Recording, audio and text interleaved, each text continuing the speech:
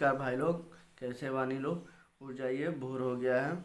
आज ही टाइम है 6:30 पर। खेसारी लाल यादव के वो सॉन्ग छूट रहा है, ए नीलुआ तोरा पिलुआ पड़ी, जिस सॉन्ग के लिखे हैं शाम देहाती जी और म्यूजिक दिए हैं आर्य शर्मा जी ने।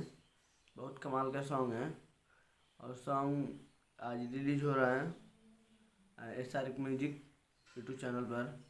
तो आप उठिए, 6:30 पर रिलीज होने वाला है, तो एक साथ टूटिए। और एक और बात, बहुत कमाल कमाल के सॉन्ग आने वाला है, तो ऐसे ही अपडेट देखने के लिए और न्यूज़ भोजपुरी न्यूज़ से जुड़े रहने के लिए हमारे चैनल को सब्सक्राइब कर लीजिए और बेल आइकन दबाकर घंटी की दबाना, इसलिए जब भी हम वीडियो बनाएं नोटिफिकेशन सबसे पहले आपके पास जाए।